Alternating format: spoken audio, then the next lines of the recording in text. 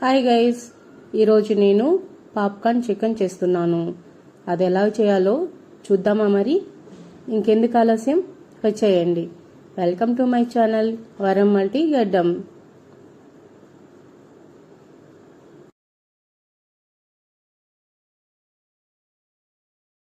ముందుగా మనం ఈ పాప్కార్న్ చికెన్ చేయడానికి బోన్లెస్ చికెన్ తీసుకోవాలి.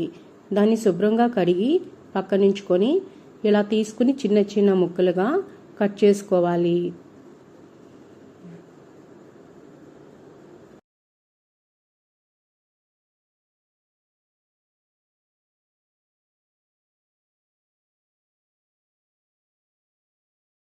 ముందుగా మనం ఈ పాప్కార్న్ చికెన్ చేయడానికి ఒక కోటింగ్ రెడీ చేసుకోవాలి.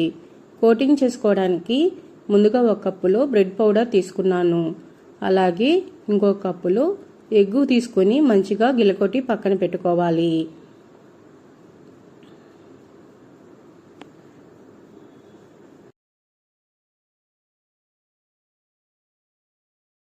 ముందుగా ఇప్పుడు గిన్నెలోకి 2 స్పూన్ల కార్న్ఫ్లవర్ తీసుకున్నాను.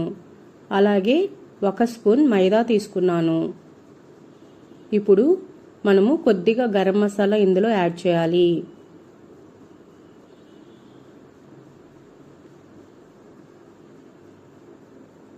ఇప్పుడు గరం మసాలా యాడ్ చేసిన తర్వాత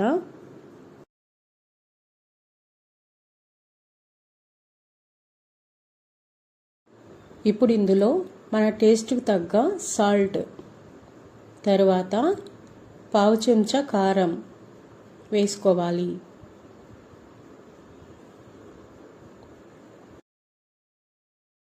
కొద్దిగా మిరియాల పొడి కూడా వేసుకోవాలి.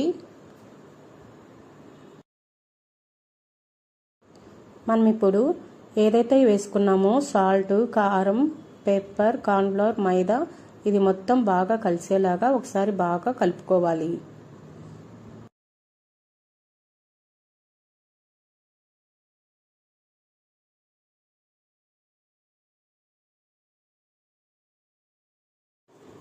మనం ఏదైతే కట్ చేసి ఉంచుకున్నామో చికెన్ పీసెస్ని ఎగ్ మిశ్రమంలో ఒకసారి డిప్ చేసి తర్వాత మనం చేసి ఉంచుకున్న మైదా, కార్న్ఫ్లవర్ పౌడర్లో ఒకసారి అటు ఇటు తిప్పి, బ్రెడ్ పౌడర్లో కూడా ఒకసారి అటు ఇటు తిప్పి కోటింగ్ బాగా అయ్యేలాగా చూసుకొని పక్కన పెట్టుకోవాలి. అన్ని పీసెస్ని కూడా ఇలాగే చేసుకోవాలండి.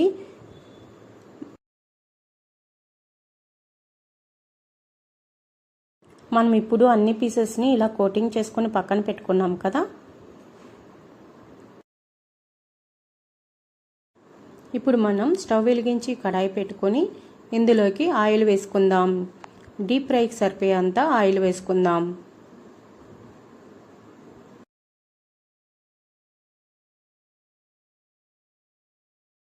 ఇప్పుడు ఆయిల్ వేడైంది కదా, మనం కోటింగ్ చేసి ఉంచుకున్న చికెన్ పీసెస్ని వేసి వేయించుకుందాం.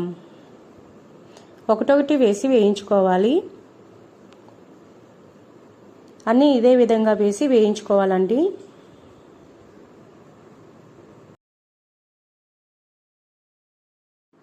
మనం వేసుకున్న పాప్కార్న్ మంచిగా కుక్ అయింది. ఇప్పుడు తీసి పక్కకు పెట్టుకుందాం.